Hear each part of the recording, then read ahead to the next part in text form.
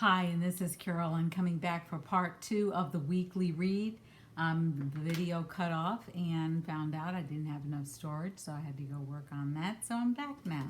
And we're just going to finish with the read as before about change, okay? And so this card comes up, do the work. If we're doing our own individual work, and that's the only person we can work on, honestly, you can't work on anyone else. If you're doing your own work, you will find peace. You will find blessings start to show up. You'll find opportunities start to show up. And you'll find that people in your life start to see you in a different light. And they start to make different overtures towards you.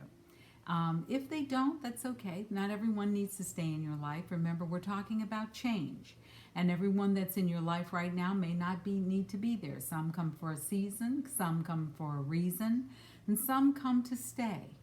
And the ones that come to stay are absolutely beautiful, beautiful spirits in our lives, and they're blessings.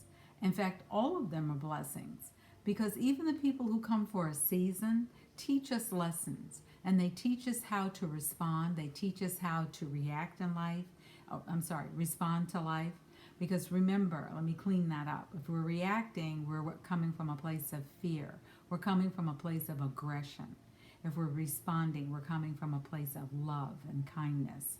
When we are responding to someone, we are opening our own hearts and showing our vulnerability.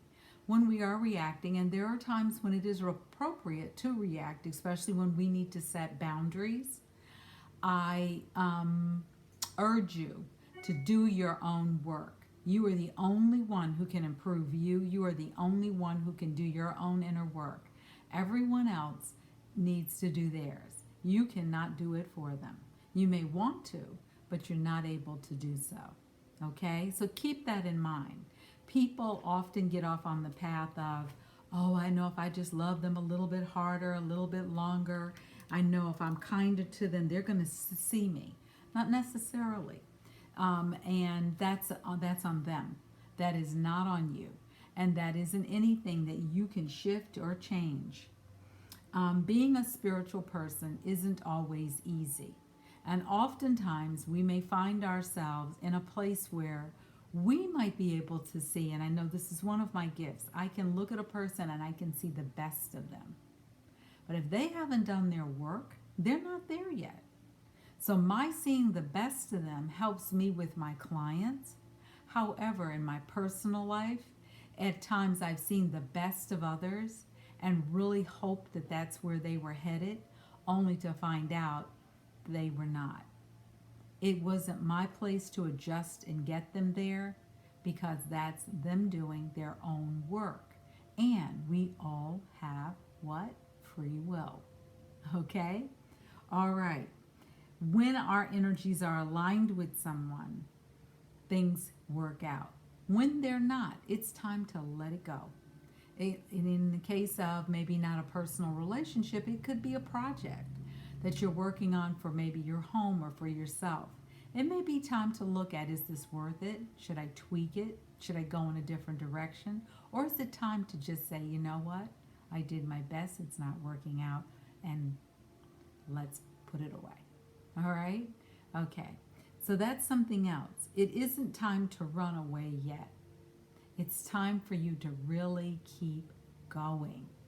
Okay, I tell my students, my clients especially, and my students, and I'm going to be offering this course, Ho'oponopono, and you can work with me one-on-one, or if you can want to, you can work with me in a group.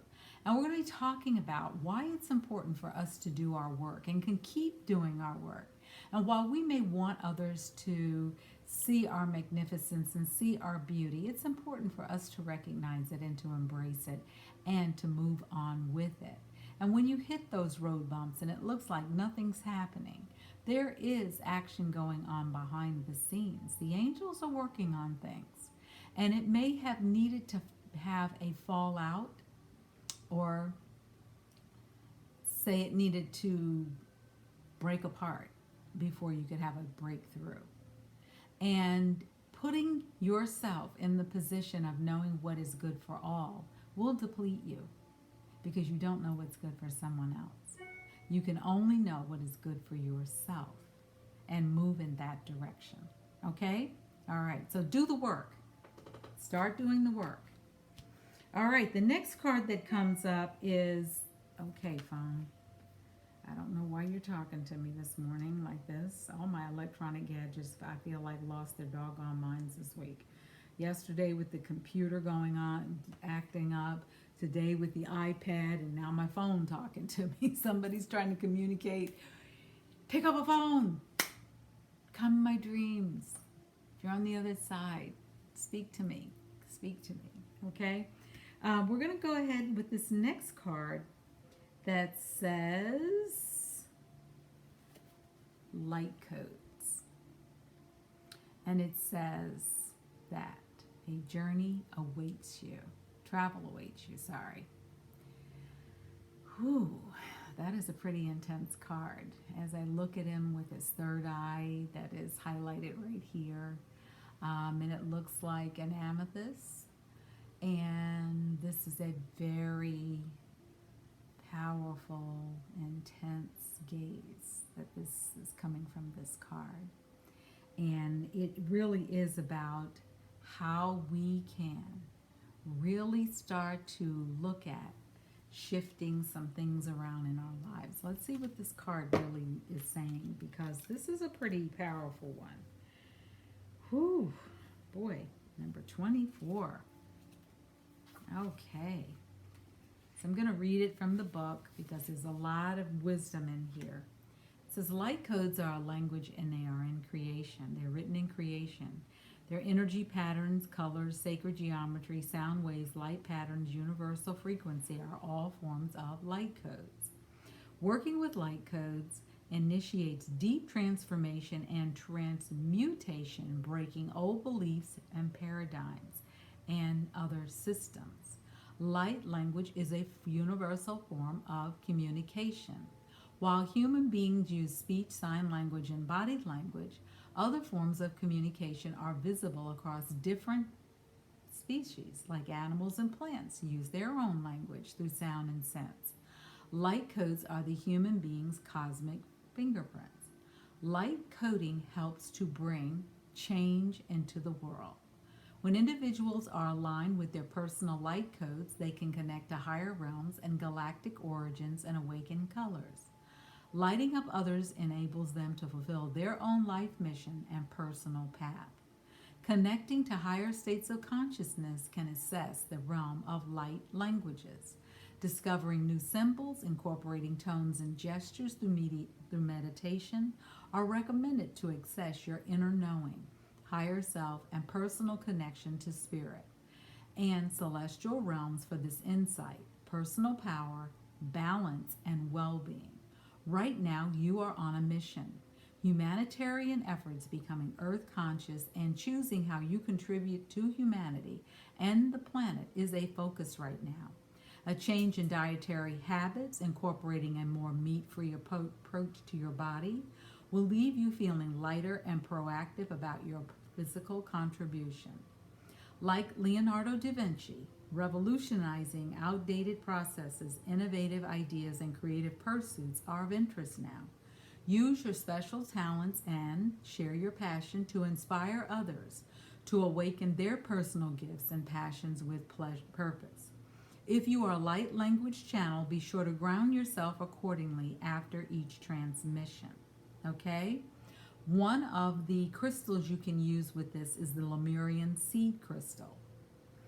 The angel you can call on is Naniel, spirit for spiritual communication and sacred knowledge. The affirmation is, I awaken the dormant light within me. I am radiant. Okay? So that is an important message for us to keep in mind. The other card that came out from this deck is number 27, meditation. Improvements require persistence. Okay? So start to understand and notice what keeps coming up and really start to work on it and really start to look at where you can make improvements in your life and where you are being called to, especially if something's coming up while you're in meditation. That is spirit calling you to really begin to act from a place of kindness, of love, of appreciation, and paying attention to what's going on. The next card that came up was love and light. Act with care. Just said that. Start to really act and live your life with care, but also let's use these next 6 weeks to really go deep within through prayer, through meditation, through yoga, through walking, through just going within and seeing how we can clear up some of this energy that's going on. See how if we go within, we can get a message of how we can move forward in a way that is inspiring and that is creative and that is manifesting, helping us to manifest the life that we truly, truly, truly desire. And I pulled some self-care cards. The first one that came up was make an altar. Now, if you're not into altars or anything like that, that's okay if you're not. But you can also, if you are, make a simple altar. It doesn't have to be big. It could just be a couple of crystals and some flowers, and set an intention of how you wish to move through these next 6 weeks until the beginning of next year. And it might be longer than 6 weeks. The next card, and really begin to look at what it is you truly, truly, truly wish to have happen, change, or how you'd like to move forward in your life. Do you want to continue to be reactive, or do you want to start to respond to life? Do you want more fear, or do you want more love? Change is here, and it's time for us to get into that cycle. We cannot go back. The past is over. It's done with. The norm that we knew of having it your way, the Burger King commercial, remember, have it your way? Well, that's gone. That's gone. That's out the window. Why? Because we are advancing forward. And if we keep bringing the same stuff with us, we cannot advance. And as civilization, we must advance. And those who choose not to advance will find themselves continuing to be in the same cycles that they've been in before, going around and around and around on that gerbil wheel and wondering why. Why am I still suffering? Well, what are you doing differently? Well, nothing. Well, that's why you're still suffering. So pay attention. Okay, the next one is connect with fire. Why do we connect with fire? Because when we're using the energy of fire, let me read it from the book, because that'll be a better place for you to hear it rather than from me. All right, it says connect with fire. The mantra, my inner fire burns bright and I shine my light throughout the universe. Connect with fire. Fire is the perfect tool for setting intentions around letting go, as well as sending your prayers and manifestations out into the world. Fire is one of the 5 classic elements, along with earth, air, water, and ether. And we rarely interact with it. The ritual of setting an intention, of sitting and burning a candle or a wood fire, something they used to do all the time in ancient times. Do it with a circle of friends or do it by yourself. But begin to become more intimate around the storytelling and the sharing. Things can be transformed when we use fire. Think of it this way. You put a piece of wood in the fire. It's whole. When you set it on fire and it burns, it turns to ash. That's called what? Transformation. Change brings transformation. Allow it to happen so that you can grow and you can really start to see your world just open up and change. It is possible. It is absolutely possible. So here's something for you to look at. Write this down. Journal it or think about it. What old patterns and beliefs would you like to see transmuted, in other words, changed, by using the magic of fire? What would you like to see change in your world? What would you like to see? Would you like to see more love in your world? Would you like to have more peace in your world? If you're looking for more peace, cut out the things that rob you of your peace. Cut out the people, cut out the relationships, no matter who they are. You're cutting it out for right now. That doesn't mean forever, but you're cutting it out for right now. And you are honoring yourself when you do that. The other card that came out for taking care of ourselves, for self-care and self-kindness, is to be still. As you see this person, they are lying down on a mat. Take some time and just get out your yoga mat. Go lay down outside on the grass if you want to. If you're at home, lay down on your floor and just be still. If getting down on the floor is too hard for you, lie across your bed, but lie across your bed maybe in a different way. Instead of lying the full length, lie on the opposite side or lie across your bed and just be still. That means cut off all the devices. That means turn off the phone, turn off the computer, take it out of your room, turn off the TV. I guarantee you it'll be there when you get back. But start to do that and do it more often. You might start to see how your energy shifts. Turning off the TV or getting it out of your bedroom, or if it is in your bedroom, just cover it, put a sheet over it, put a beautiful scarf over it, and start to see, unplug it. So all of those electromagnetic emissions are not continuing to go on while you're sleeping. All those frequencies affect you. Put your phone out of the room. I honestly can tell you, I tell people, don't call me in the middle of the night and tell me somebody died, because my phone is off. You can leave a message, but don't tell me that. Let me get my rest so that I can have the energy to go forward to do what I need to do the next day. Calling me and waking me up to tell me someone died does what? It robs me of my energy, and that means I don't have energy to move forward the next day. It also robs you of the benefit of having the power of rest and allowing your body to just take a woosah moment before you can go forward. You don't have the same energy. I promise you, you don't. You're going to crash. Also, having your phones nearby, they're emitting all of these different frequencies while you're sleeping. If you don't have the ability to put them in a separate room, maybe you're in one room, put them in a drawer. They're not going anywhere. But get them from around you. Don't put them in your nightstand. Put them in your bureau drawer. Because the emissions that they give off do disrupt your own body patterns. It may be it's insignificant, but it builds up over time. And over time, you will be affected. All right, let's end this with an Angel Answers card and see exactly what is going on here. And angels, what would you like for us to know for this next week? Where would you like? You've given us some wonderful information of surrendering, of getting real still, of observing, of doing our own individual work, to listening to what is coming through, to meditating, to taking good care of ourselves by making an altar, taking the time to be still. You've told us that we do need to get rid of some energetic frequencies and energetic energies that are surrounding us, and protect ourselves and bring in more love into our life. Because if we do that, look what's going to show up.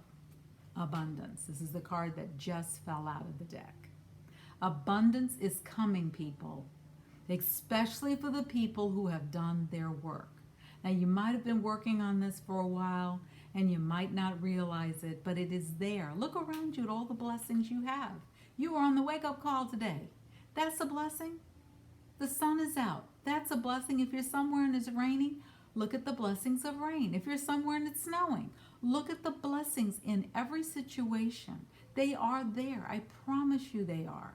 Look at the lessons that are coming up for you. And start to embrace your life. Look at how can I use, ask yourself, what did I learn during the first 11 months of this year? And it's been a long one. And I know you've heard unprecedented. How do you want to use what you've learned? What do you want to let go of? And what do you want more of? And what do you want for the future? You're not living in the future yet, but you can set a goal. You can set an intention. And whatever that intention is, you could say something like, Universe, thank you for all the peace, love, and joy that I have in my life. Oh, this is so wonderful to have. Send more. This is something better. Start to see what shows up. Play around with it. Feel free to write it out. Feel free to go forward and begin to really use all of the available blessings in your life. Work with the moon energy. Not sure how? Start investigating. Not sure what it means to work with your chakras? Start investigating. There are wonderful books out there. You're not sure how to do something? Start researching it. You want to learn something new? Start trying to figure it out. Because if we go into settle in place and lockdown, you're going to have plenty of time to figure it out. See how you can use that time differently. Okay? All right. So, as I said in the other video, this is going to be a weekly reading. It's the first time I've ever done one since I started this channel in June, on June 10th of this year. And I want you to know that I am doing it for a specific purpose. I'm having surgery on Thursday on my eye. Send me love and appreciation and healing and all of the good blessings. And know that I am so grateful and thankful for each and every one of you. Share this video. It's going to be part 2. And share it with someone because it may make a difference in someone else's life. Start to look at how you would like to make a difference in your life as well. All right? Okay, so take care of yourselves. Let me know how things are going in a comment box below or send me an email. I promise I will get to them, including, I won't be answering any emails on Thursday, but I will get to them on Friday. And I will be recuperating probably over the weekend. I will glance at them on Friday. But I may not get to them until Monday of next week. So I'll see you back here next week. And you have an amazing, amazing rest of your week. Take care. Stay safe. Be healthy. And if you're not sure which angel to call in, say, get the flock in here. Okay. This is Carolyn from Wisdom of the Angels. Thank you for tuning in today. And next week, come on back.